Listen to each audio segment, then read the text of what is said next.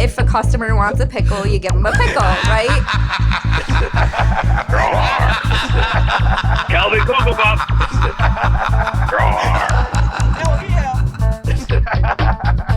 If a customer wants a pickle, you give them a pickle, right? If you want a pickle, you gotta give him a pickle, right?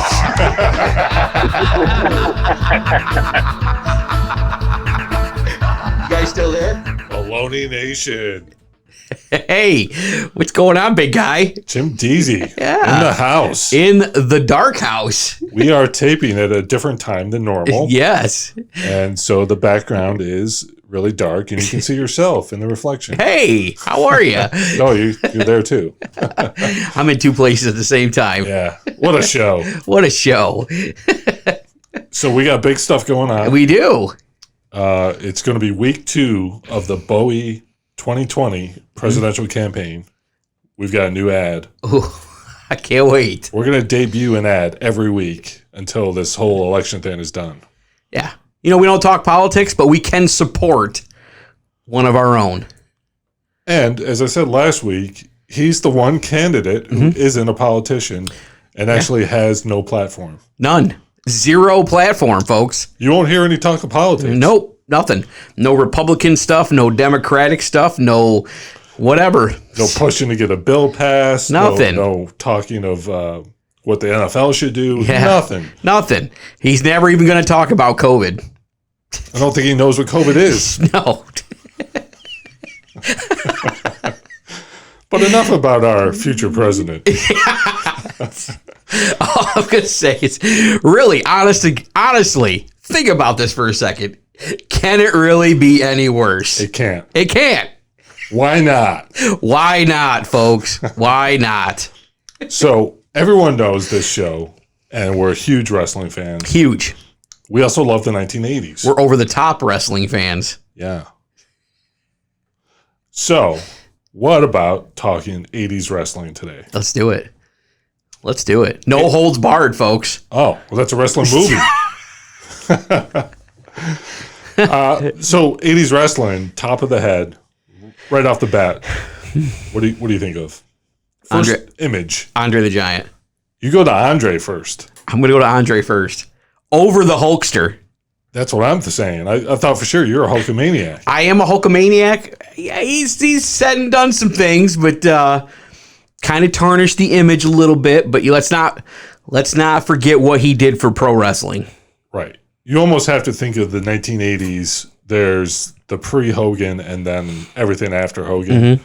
And that's what everything after Hogan is when it got good. I think, though, that I'm saying Andre because without that slam of Andre, I don't think Hogan goes on. He was a big, but he needed that win over Andre. He had to have it. As someone who didn't like Hogan, I was definitely rooting for Andre. Mm-hmm. And I still remember, we didn't get the pay-per-view. Mm-hmm. My cousin Paul did. And he was writing down results, and he called our house to give us results afterwards. And I couldn't believe my ears when he said Hogan slammed Andre. Yeah. It was just insane. Couldn't fathom that. Now, think about this for a minute. You said he called your house, meaning a landline phone. Yeah. That was, folks, that's when houses actually could call each other. And I was on one phone and my brother was on the other, so we could both hear at the same time the results. Look at that. Who needs cell phones? You don't get that anymore. You don't get that kind of connection. Can you hear me now? Well, the other half of that is the most shocking moment, I think, in the 1980s wrestling is the main event, which was like a special episode of Saturday Night's Main Event on a Friday. Show. Hogan, Andre, the rematch. You remember what happened? Wasn't he supposed to turn on him or not something was going to happen? Oh, no, that's in the... Twin referee. That's right. Yes. The referee had an evil twin. Yes. You can't write that. You just don't see that stuff anymore. And think about this for a second. Vince McMahon had a referee who had a twin brother. And you know he had to be chomping at the bit. Oh, yeah, to use that at some point in time. And Vince is going to pull that out of the old... Yeah. It had to be like every time they had a meeting. It was like, should we do the referee thing now? He goes, no, let's wait.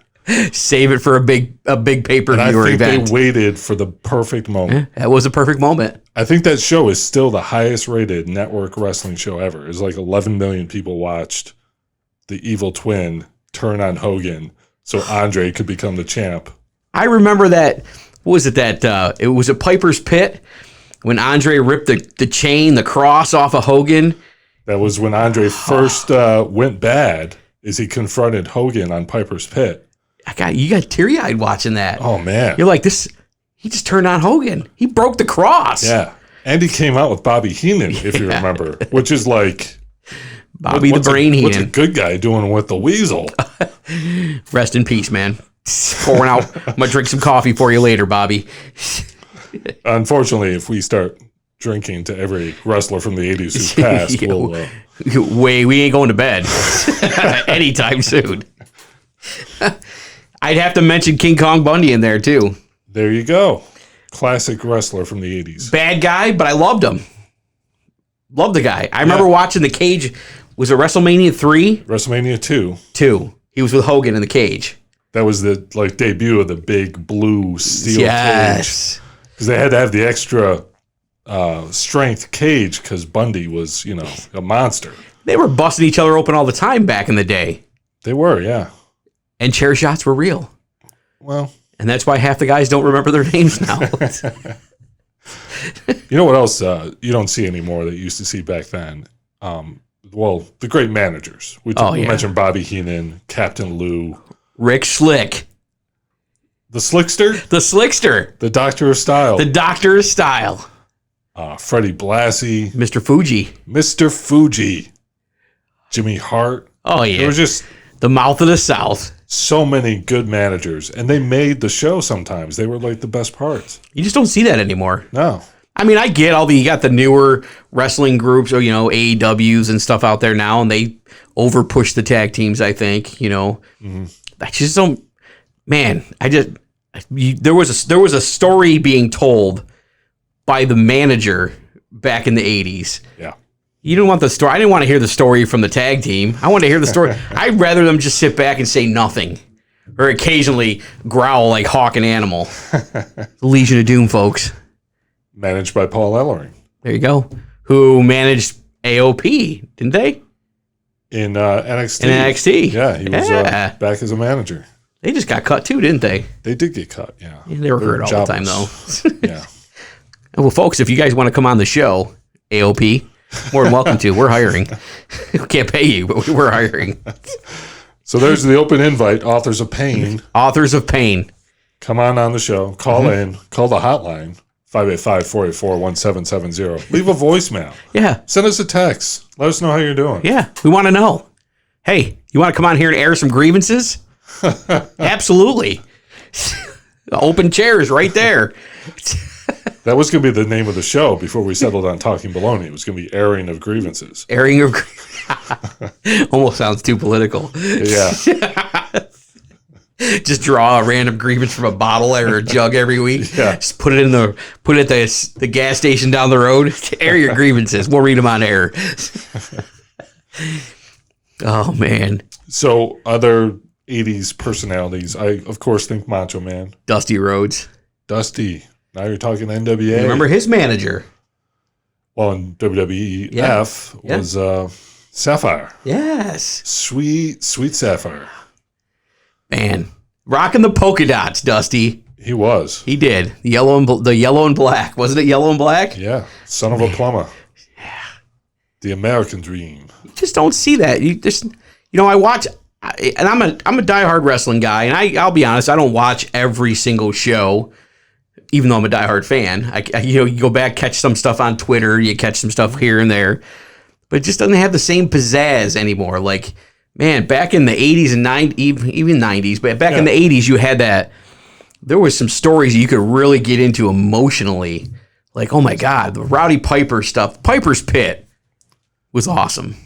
Piper was the biggest guy in wrestling with Hogan those first few years of Hulkamania. You just don't see that stuff anymore. Everything now is they change the ring apron color and they throw a couple chairs in the ring. And it just, to me, that's not selling me on anything. There's no connection there to, hey, they just wrestled in that ring, and now we're going to do a segment where two chairs are. So nowadays, when guys wrestle each other, they wrestle each other like 10 weeks in a row. Mm-hmm. If you've watched SmackDown this week, you saw Otis versus Morrison. I think it was the 10th time in the last 15 weeks that they wrestled each other. Yeah, I don't want to see that. Right. I want to see something new. In the 80s. Yeah. No, they built up to like, you might never see Hogan wrestle till the next pay-per-view. Right. And they would spend 3-4 months building up, because there wasn't a pay-per-view every month back then. No. They'd spend 3-4 months building up to that next pay-per-view. He'd come out and make some appearances, and it was special and meant something. Yeah. We talked about Hogan and Andre. They didn't wrestle until WrestleMania. You know? All it takes is some interviews and storytelling, and people are hooked, and they want to pay to see that match. You don't get that anymore. You go down to the old Paragon cable back in the day, now Spectrum cable or whatever. Paragon cable used to give you that little metal tube thing. It was about this long, and it'd screw into the back of your cable box, and then your cable wire would screw into that, and you'd pay $49 for that thing. And you'd hope that maybe when the pay-per-view was coming around, your parents would spring for $50. Nope. Or you would take a second TV, hook it up next to your main TV. You would tune one of the TVs to the left and get black and white video. And you would tune the other one to the right, and you get an almost perfect audio feed. So between the two televisions, you could watch the pay-per-view for free. Not that I did that. No, because we would never do anything illegal on this show. I heard people do that. Yeah. The squiggly lines. Yeah. You could beat it, I've heard. I've heard. Yeah. How about Ric Flair in the 80s? I'm a fan of Ric Flair. He was the master on the mic. You know, I'm going to go back to probably Ricky the Dragon Steamboat. Oh, yeah. Tito Santana. What was great, so World Championship Wrestling, NWA, on TBS, in their little studio with the little, 12 fans watching. But some of the best Ric Flair promos on that stage. That's where his style and profile and stuff was. Oh, yeah. His sunglasses, the blonde hair, the nice suits. He would show up with a lovely lady on his arm. That's another thing that's missing from wrestling nowadays, too. They don't do anything in front of us remember they used to have the WWF logo on the wall, or World Wrestling Federation, and then they'd have an interviewer going right there, and it's always with the logo back. I think I heard somebody talking about this on satellite radio today. They don't have that stuff anymore. It's missing from wrestling. You know, it's like the stuff they're doing nowadays with the. I think that some of the stuff is funny, like the YouTube channels and stuff. It's funny, right? But to me, it loses the whole build up to the story. Because if you're already talking about it, I want to see go back to the 80s where I'm going to fight you. We're going to wrestle in the ring, but we're not going to see each other for months. We're just going to keep amping it up, building it up, maybe send a bad guy to beat you up, bust your knee up before the match. Yeah. You don't see that anymore. Yeah. Now they're fighting each other. They're talking crap to each other every week, face to face. And they're wrestling every week. Yeah. How many times have we seen Drew McIntyre and Randy Orton wrestling? I don't want to see the champ. I miss Brock Lesnar. Yeah. He was special. You only saw him once in a while. So it meant something. Right. That's the way Hogan was back in the day. That's the way all the champs were. Macho Man, Ultimate Warrior. We wouldn't see them on the B shows. They wanted your money so they could box office draw. That's right. Well, we have, as long as technical situations develop properly, we're going to have a special guest via Skype. Oh, yeah. Next segment, Scotty Bender. Scotty Bender. The host of Wrestlevision, to come on the show to reflect on 80s wrestling. And, of course, he's a huge fan. Folks, this guy is big. He's big in wrestling. He's the man, the myth, the legend. Wow. That's a good build-up. Yeah. He won't disappoint. Oh, wow. That might be too much pressure there. We'll be right back. Y'all come back now. We're back. Jim Deezy. Hey, and the big guy and our special guest. How about that? Can I hype him up? Go ahead. The man, the myth, the legend. Ted. Locally homegrown like corn. Yes. Scotty Bender himself. Thank you guys. I'm a big fan of Talkin Baloney, and long time listener. So I'm glad to join you guys this week. We're happy to have you here this week. You guys are kind of doing a great job. Thank you. So, Scotty, we're talking 80s wrestling. What's 80s the wrestling first band that you think of with 80s? Well, it's more not a standout moment. It's more of that's kind of where I started watching wrestling. And anyone that knows me, and I know Joe has probably heard this in so many times, but it really it came down to Georgia Championship Wrestling. That's really the wrestling that drew me in. I've always watched WWF, at that time. I went to the War Memorial for shows, and I was a fan. But what I really got hooked on wrestling was Georgia Championship Wrestling and the emotion that brought. I remember every Saturday, 6:05 TBS, I was parked in front of the television watching Georgia Championship Wrestling, Gordon Soley, and just the stars that they cavalcaded. I always felt an emotional connection. I've always told Joe this, big guy this. Wrestling for me has always been an emotional attachment. When the angles, they draw you in and you feel emotion. It was, remember, there was no internet, there was no dirt sheets back then. Everything, was kayfabe. So you watched it. And I remember if you wanted to hear anything outside of WWE or F at the time, I used to subscribe to Inside Wrestling, The Wrestler. I couldn't wait till those magazines came in the mail, because that's how I learned about Jerry Lawler. That's how I learned about Mid-South Wrestling. That's how I learned about, some AWA, Southeastern Wrestling in Florida. That's how I learned about that, because I get the magazine and I'd read it from cover to cover, back and forth. And then, again, I was a huge Jerry Lawler fan just because the King of Memphis, and reading what he did. But Georgia Championship Wrestling, again, those are my memories as a kid growing up in the 80s and watching wrestling. Yeah, and how great was their studio setup with the 2 rows of fans and the flags and the famous podium where everyone came over to cut promos with Gordon Soley. Yeah, it was. It really it captured what I enjoyed about wrestling at the time, and it's just, again, I always will credit Georgia Championship Wrestling to. I know you want to see my wrestling career. Gordon Soley was a great commentator, and I just, again, that's really where I became really watching wrestling into the South Wrestling. Those magazines were awesome back in the day. You'd my see God, the cover. I'd wait there like for the mail to come in. I remember coming home from school and run into the mailbox and open up my Inside Wrestling and read the Inside News and reading the bouts, where they have the bouts in the card from Puerto Rico and all these places that I never, I just like to, so what I read is what I believed, and there's no dirt sheets, and, you thought there was good guys and bad guys for real. And they actually showed blood. Every cover. Yes. Every cover. Every cover was just a bloody mess. I think it's it's a wrestler, and the big guy was with me when we did this. So we went to the Pro Wrestling Hall of Fame when it was located in Latham, New York, right? Was it Latham? Out, more towards Hudson Valley. So they used to have the Hall of Fame ceremony, and one of my prized possessions is it's the wrestler. The cover is Ric Flair laying flat on his back, crimson mask, with Jack Briscoe over on top of him, just pounding him away, bloody. And I was able to have Jack Briscoe autograph the cover of that magazine. Ooh, yeah. Awesome. But you're right; they were all bloody, and they used to have I don't even remember. They used to have it was more the 70s, but they used to have the bloodiest pictures, and it was a whole magazine dedicated to bloody pictures of matches. Like you would just thumb through it, and it would just be bloody matches and bloody pictures. You would never see that today. The poster pull-out section. Oh yeah. Yeah. That was Pro Wrestling Illustrated. Yeah, but Pro Wrestling Illustrated, it was but the Inside Wrestler and the Wrestler was like.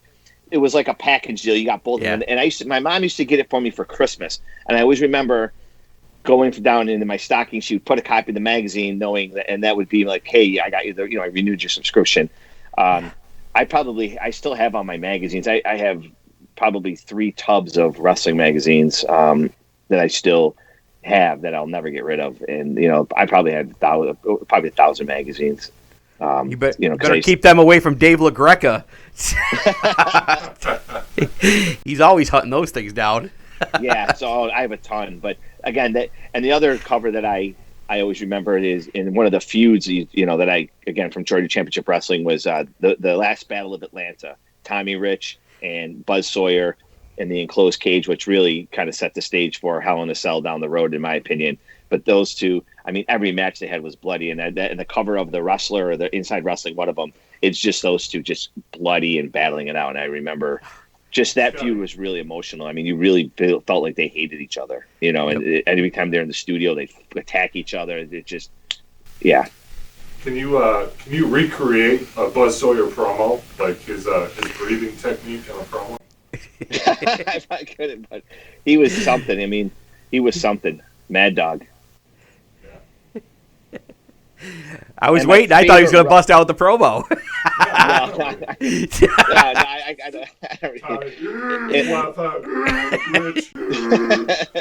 Something like that. And before we went on, I remember you, Jim. You asked me my favorite wrestler of that time. Probably is Tommy Rich, Wildfire. Tommy Rich. Wow. See, it wasn't Hogan. That was the guy right there. Yeah. Wildfire. Tommy Rich was the guy that I just idolized. Wildfire. Tommy Rich. And I used to be a big Dusty Rhodes fan too. I mean, I remember Dusty Rhodes, with the Four Horsemen. I mean, that's a little later down the road, but Dusty Rhodes, and then I got to meet Dusty, and everything changed. Tell us a story. Tell us a story about Dusty. Tell us a story. So, back in the ballpark brawls we did in the 2000s with the big guy, and there were wrestling shows out in Buffalo at the Dunkin Park there, the baseball field, the ballpark brawl. The masterpiece of the mastermind of the Brawler Tech, Christopher Hill. He brought myself, Ivan the Impaler, God rest his soul, brought a big guy in because we were doing Wrestlevision. So he had this idea of doing these wrestling shows in the baseball field, and he was very particular on who he wanted to have, and he had this vision, and you know what, it was a great time. But anyway, to go back to Dusty Rhodes, so he had Dusty Rhodes in a match with Kid Cash. And one of the things we came out with DVDs, and we were selling DVDs to high spots and RF video and stuff, and we would do interviews, and most of the wrestlers were very accommodating, would be glad to give an interview to myself or even Ivan the Impaler, pre-match or post-match. But Dusty Rhodes was the biggest prick about it, and he just wouldn't do it. And me and Joe, the big guy, also went to a show for Northeastern Wrestling. We got some interviews. And Joe, where was that? Is that Albany? Where did we go exactly? You remember? Hudson Valley. Yeah, Hudson Valley. They did a ballpark brawl type show, and it was an outdoor show. And we got the approval to go, and we got some interviews. Sergeant Slaughter, Jerry Lawler was there, and Dusty Rhodes again tried to get an interview, and he just wouldn't do it. He said, "Come back later, come back later." He kept blowing us off. So finally, we go in the back, and there's Dusty, just sitting in a chair with his feet up, his boots are off, and he's just sleeping, sitting there, just conked out, just snoring and sleeping, and wouldn't talk to us again. And so it was really sad. It's be careful. You know how they say, don't want to meet, you be careful meeting your heroes. I really was a huge Dusty Rhodes fan, and I saw him at the Tampa Armory. We used to go to Tampa every year. My mom's best friend lived down there. We would go down to Tampa every couple of years, and I was able to go. I went to the Tampa Armory and saw him wrestle, and Mike Graham and Paul Jones, and and those, it was a show there at the Armory.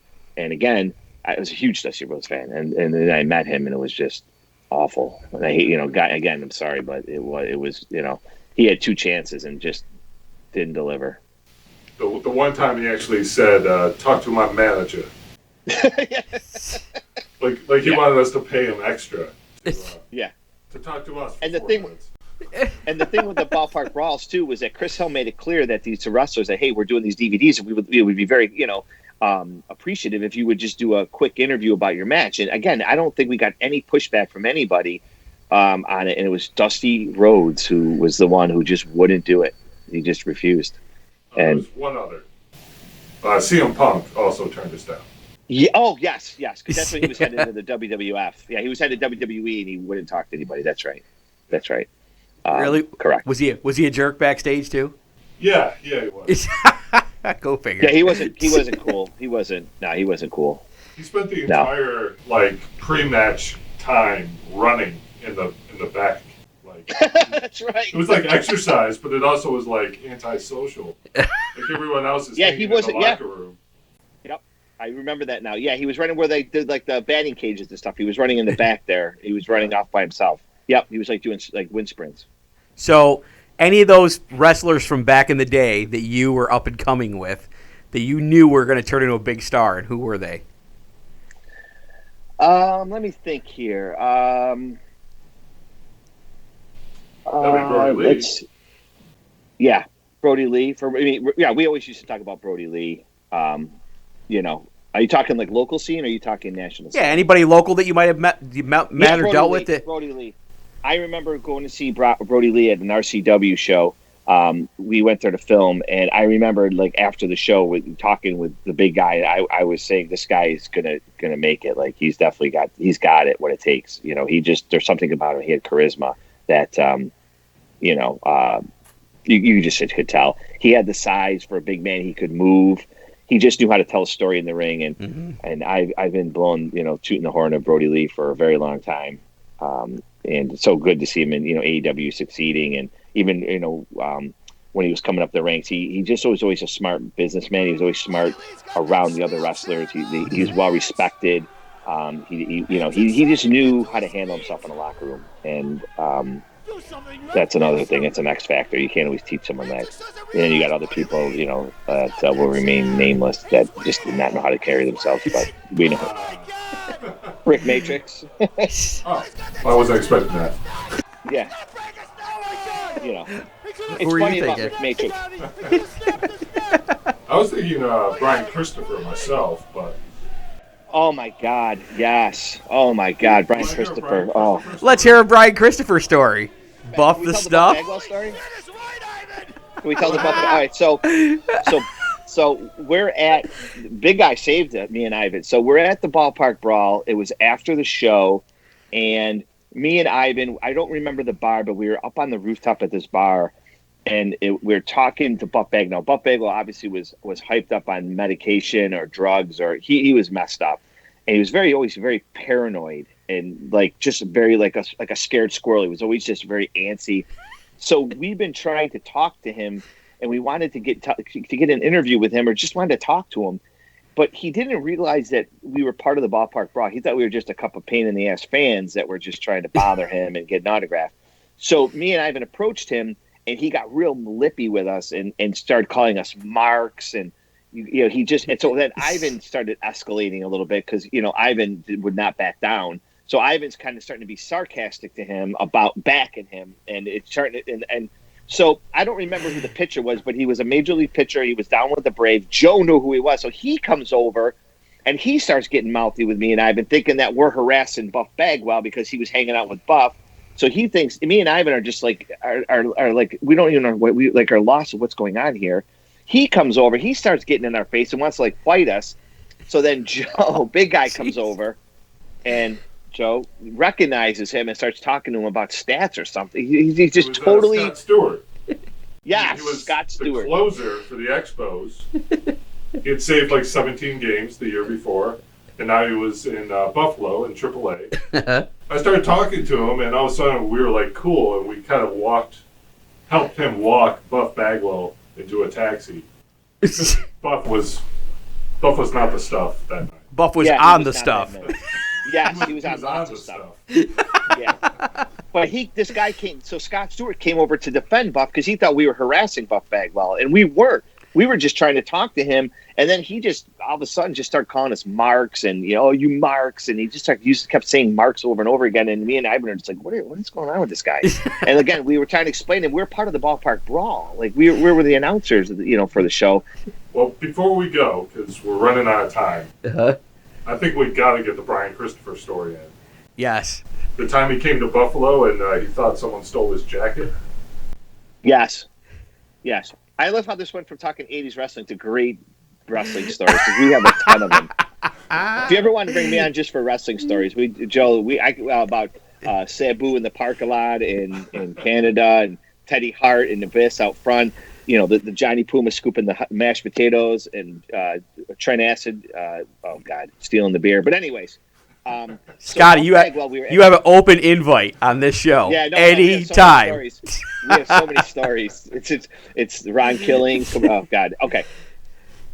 So Buff Bagwell was at an ESW show, Empire State Wrestling, and we were there filming, doing our Wrestlevision thing, and Buff Bagwell accused someone of stealing his coat, his ring jacket, and he basically flipped his shit. And now remember that everyone's after a wrestling show, everyone's leaving. But again, we were packing our equipment up. We're talking to the wrestlers. Everyone, we've been doing this for years. Everyone knew us, so everything was just kind of calm. And Buff Bagwell just all of a sudden erupted in the locker room and started screaming. And he wouldn't let anyone leave the arena because he claimed someone stole his jacket. And he was not letting. He basically would not let anybody leave. Right. Would not let anyone leave the fire hall. Yes. Yeah. Then the cops came. I'm sorry. Yeah. So he had just done a show in Rochester the night before this show in Buffalo. Uh-huh. And what it Double shot. Yeah, it turned out he left his jacket in Rochester. It was never in Buffalo, but he refused to let anyone leave until someone returned his jacket. It was 100 miles away. Wow. Yes.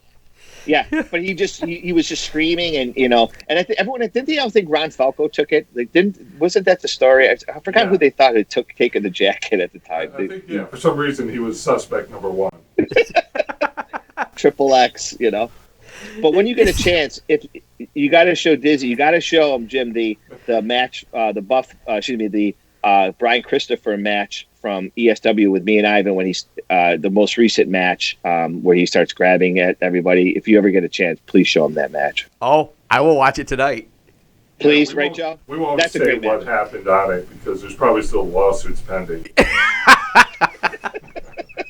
You got to just point him in the direction to watch it. It's unbelievable.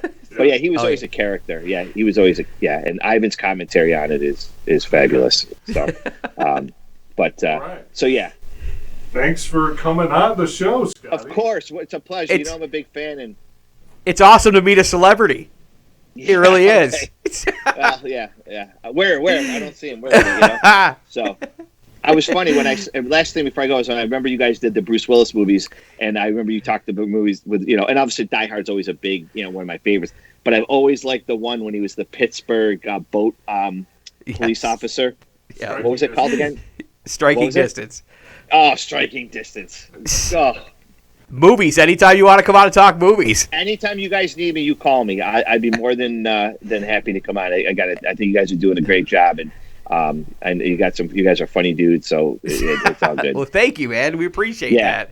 Thank you. And just last thing I want to say is I've been blessed to be involved in wrestling and to have the opportunities that I've had and been able to work with such great people. And I mean that sincerely. Ivan the Impaler and the big guy. Joe's fantastic at his craft, and I can't think of anyone that does it better than him. And again, Ivan was it was great, and Chris Hill, Dan Murphy. I got the pleasure to work with some really great wrestling minds and be involved in some stuff that people dream about. And you got to sometimes pinch yourself and say, hey, you know what, I did that, or I met this guy, or I interviewed this person, and I was at this show. So as you get older, you really look back on it. I miss it a lot, and it was something that I'll thinking back as a kid watching wrestling and Georgia Championship Wrestling back in the 80s, where we started with this whole conversation, to where I am now, and looking back on the things that I accomplished, and the guys that I accomplished it with, and I'm very proud of that. Well, it was awesome to have you on the show today, man. Thank you. It was great. Thank you. It was great too. So, all right. Thank you, man. I'll talk to you guys soon. Okay. They're our unofficial sponsor. Fans. We're gonna call 911. All right, guys. Take it easy, man. Take it easy. All right. Take care. Bye.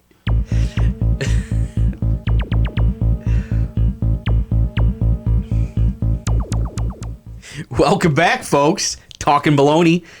Jim Keezy here with the big guy. Wow, what an interview with Scotty Bender. Man, dude, folks, that's a celebrity right there. That's a level-headed celebrity. Has not let the celebrity status get to his head. So we didn't get into it, but he started doing wrestling stuff in 1999. So this is now 30 years. 30 years. Incredible. And I just love the fact that when he talks about his favorite wrestler, It wasn't Hogan. Yeah. I forgot. He's a big Georgia Championship guy. So Yeah. Wildfire Rich was the guy back then. And you know what? Who was your favorite wrestler from the 80s? We never got the answer from you. I think it's Macho Man. I'm going to go with the elbow guy. I like it. Yeah. Well, I mean, Andre's right up there. Mm-hmm. I think over the years I've gotten more accustomed to actually watching good matches, and Macho Man was like one of the best. I saw some of the stuff that Andre did outside of, the big event matches in WWF back in the day. Yeah. And he was awesome. Yeah. Andre was great because he didn't need a belt. He didn't need a title. For years, he never even went after a title. Nope. Because he would just come to town, usually do a battle royal where he would beat like 30 guys. Yeah. And he would just be the guy who beat everybody. And that's all he had to do, and it was awesome. Love the guy. Yeah. Hulkster, you're in there. You're in my top 5. You are in my top 5. See, you're not in his top 5. Nah. I'll give you, just for what you did to wrestling, brother. Okay, maybe. Yeah. Top 7, 8.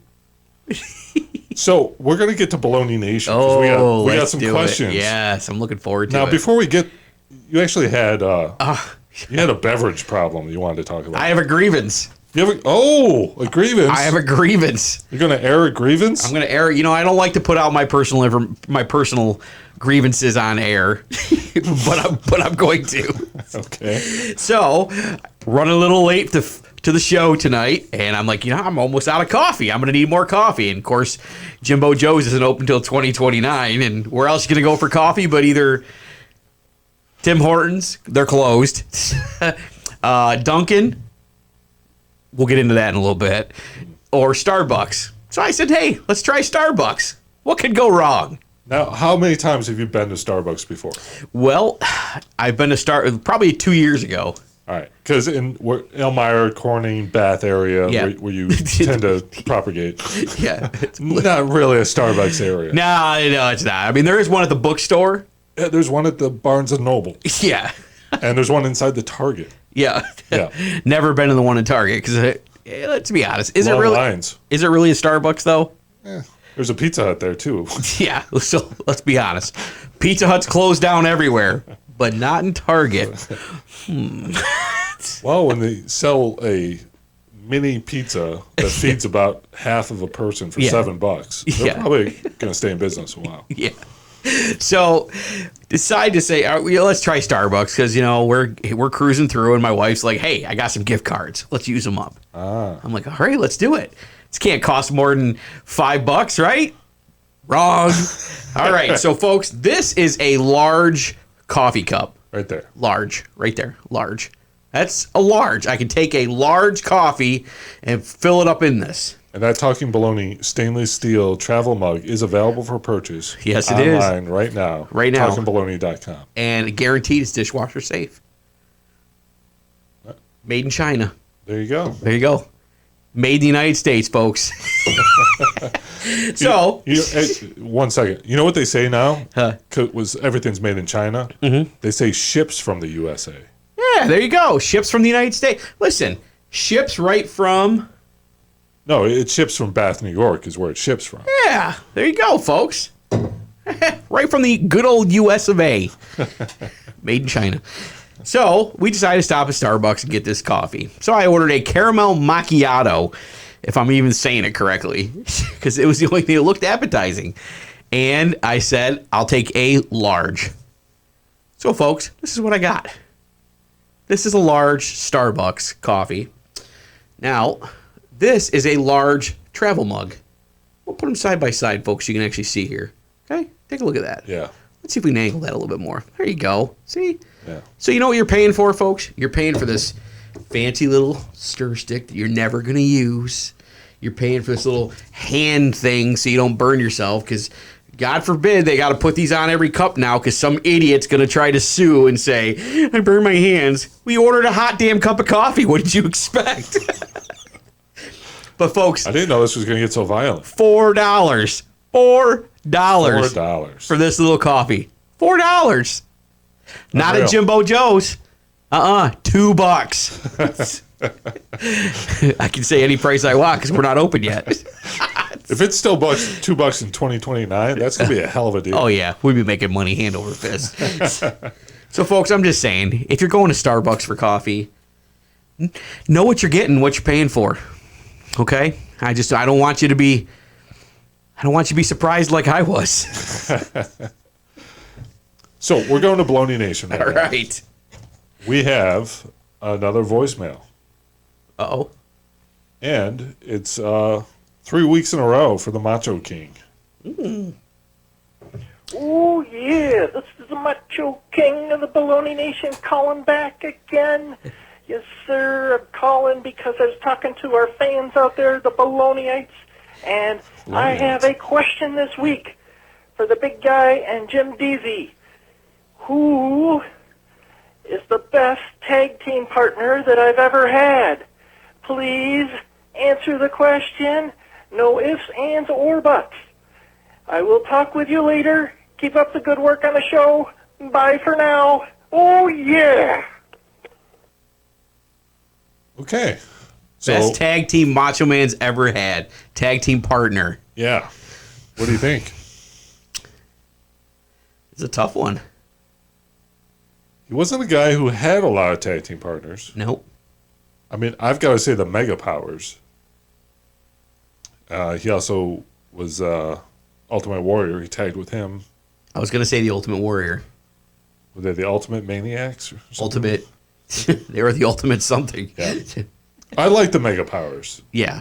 I wasn't a Hogan fan, but that was one of the best storylines they ever did. And they were called the Mega Powers. Yeah. I mean, come on. The Miss Elizabeth, how she Yes. got between them, and how Macho, when he finally had enough and he cut the promo. Yep. I can see the lust in your eyes, Hogan. Yeah. I still like Macho Man better with Sensational Sherry. Yeah. Macho King Macho King. and the Queen. King and Queen.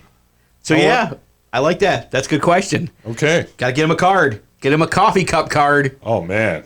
He's got 3 weeks in a row for the Macho King of Baloney Nation. 3 cups of coffee coming your way, Macho Man. He's going to be all hyped up. I'm all jacked up on Mountain Dew. So, sticking with the wrestling theme from the text line, 585-484-1770, who is the biggest wrestling star of all time? Do you think Stone Cold is bigger than Hulk Hogan? Is The Rock biggest? Thanks. Stone Cold. You go Stone Cold. I'm going Stone Cold. Number 1 selling merchandise for how many years running? He's still selling merchandise to this day. True. Has his own podcast. Yep. He's done some movies. Granted, he's not as big of a movie star as The Rock, but The Rock's devoting his career on movies right now in the XFL. Thank you. I don't think you can count movies. The Rock is a huge movie star, so he would be the biggest wrestler if you counted movies. Yeah. Stone Cold, I have to agree. He changed everything. He changed everything. He kind of ushered in the new age of merchandise. Yep. You mentioned the biggest seller. Yeah. It's now merchandise is so big in wrestling. The Young Bucks pretty much started a company because they sold so many T-shirts. Yeah. Was it PWTs? Yeah, Pro Wrestling Tees, Yeah.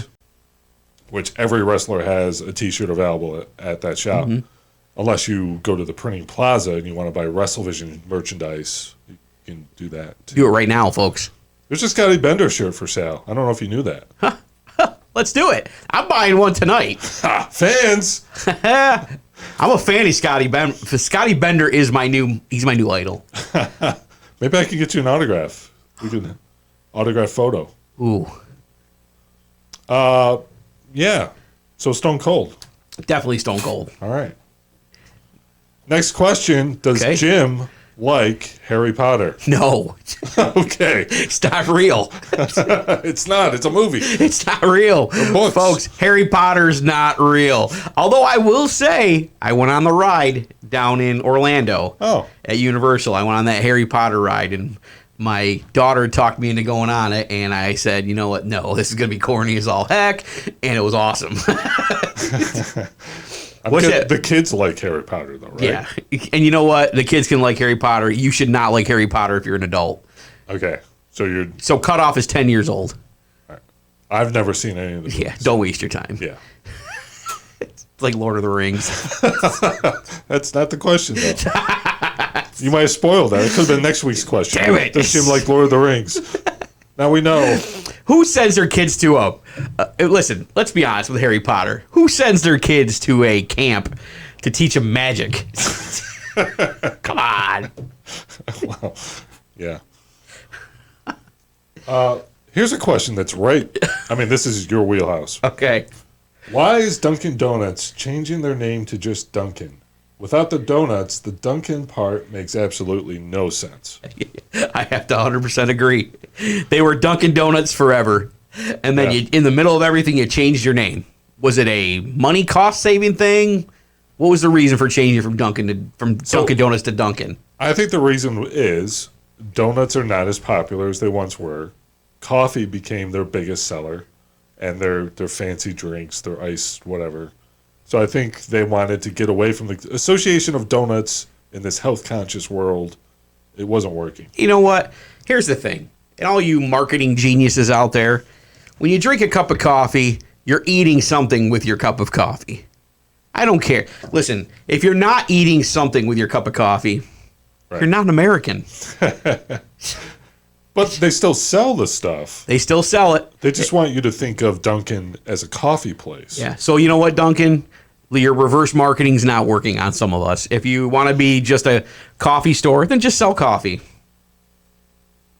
Just sell coffee. Get rid of the donuts. Don't mask them under a different logo. You had something else you wanted to say about Dunkin'? Oh, listen, folks, if you stay leery of Dunkin', there's some hepatitis outbreaks going on at some of them Dunkin' locations right now. No joke. Google it. Scary stuff. So you'll get more than you bargained for at Dunkin'. So you know what was a big hit? Last week, we read the lyrics to Kiss from a Rose. Yes. We talked about that. We got a bunch of questions about song lyrics. Okay. Do it. So I picked one of them. There's more. Well, maybe we'll do this every week. Okay. But the first one is, can Jim read more song lyrics? What do the lyrics to Chicago's 25 or 6-4 mean? You know the song. I do know the song. I've heard it 1,000 times. You're a big Chicago fan. I'm a huge Chicago fan. I still have no idea what the hell the song means. Okay. So let's do it. Let's read it. All right. Waiting for the break of day, searching for something to say, dancing lights against the sky, giving up, I close my eyes, sitting cross-legged on the floor, 25 or 6-4. It almost sounds like he's talking about time. Staring blindly into space, getting up to splash my face, waiting just to stay awake, wondering how much I can take. Should I have tried to do some more, 25 or 6-4?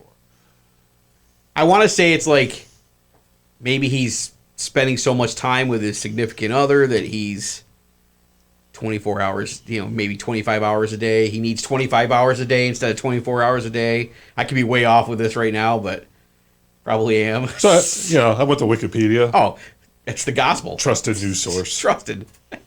It's so 25 or 26-4 is how it should be read. Meaning it's 3:34 or 3:35 in the morning, and he's trying to write song lyrics and figure out this song that he's trying to write. So the lyrics of waiting for the break of day, searching for something to say, he's trying to think of something to write. Giving up, should I close my eyes? Should he stop working, go to sleep? Rest up.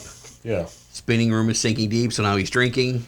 Feeling I ought to sleep, spinning room is sinking deep, searching for something to say, waiting for the break of day. So it's not really, it's not, the words don't matter, I guess is what I'm trying to say. So it's a song about writing a song. It's a song about writing a song. It's a song about writer's block. Okay. It's kind of a perfect example of how little importance the words have to a song. Mm-hmm. Kind of like Kiss from a Rose. You have no idea what that's about. No, but great song, though. Yeah. All I know is every Chicago concert, every Chicago thing you ever watch, that song is one of their featured songs. So that song, from what I read, is the number one song for marching bands in the United States. They're one of the very few bands Chicago is that actually plays a ton of instruments. Yeah, their horn section is famous, and marching bands can play their stuff in 25 or 20. Their horn section is famous. That's what she said. Yeah.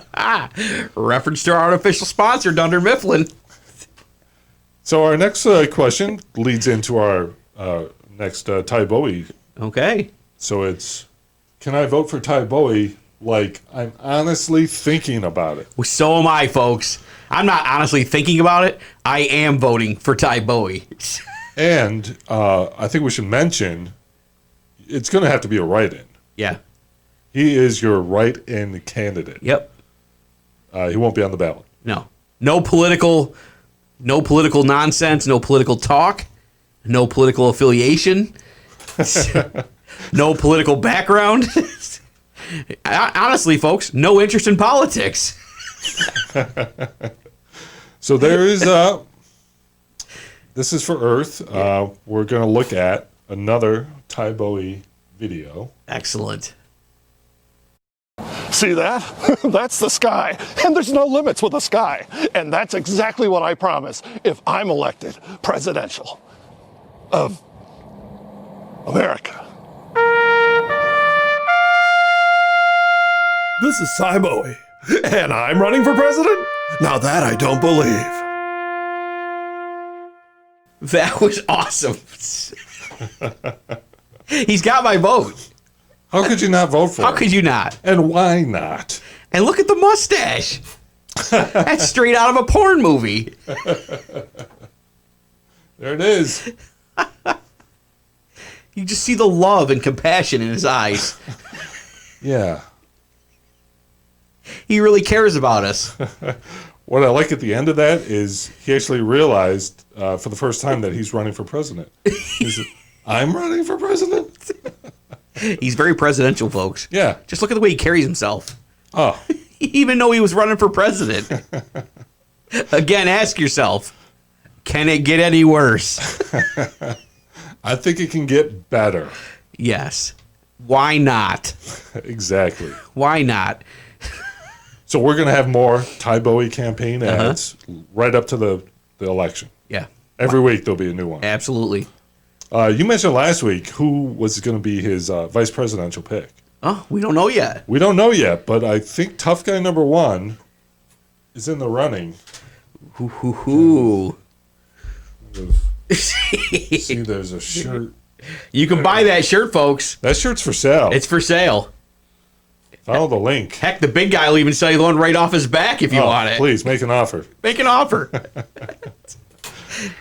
No good offers refused. We need to sell some shirts, folks. So that's the show this week. It went by so fast. Oh, man. What a show. Scotty Bender. Yeah. Celebrity. Talked a lot of wrestling. The next president was on the show today. Yeah. I mean, in a campaign ad, but... He might call in to give us updates, too. Oh, where's he campaigning right now? I believe he's in the South. I believe he's in Atlanta campaigning. Oh, really? Yeah. Excellent. That's a hotbed. COVID? I don't know. There's a lot of hotbeds right now. It's crazy. There's a lot of Waffle Houses down there. Ooh. Yeah. We could go campaigning for him. Maybe we should take a trip. I think we need to go see a Waffle House. Yeah. We should do that. You can't campaign without going to a Waffle House. What better way to meet the American public face to face and get to know them? Yeah. Than over Waffle House. A plate of waffles. Ooh, slice of that Virginia ham. Oh, some scrambled eggs. Some grits. Ooh. Loaded. Sourdough bread with butter. Is it even butter? Who cares? It's delicious. All right. All right, folks. And as always, that's our show. That is the show. The whole dang show. Stay classy, Rochester. Oh, keep rocking, Rochester.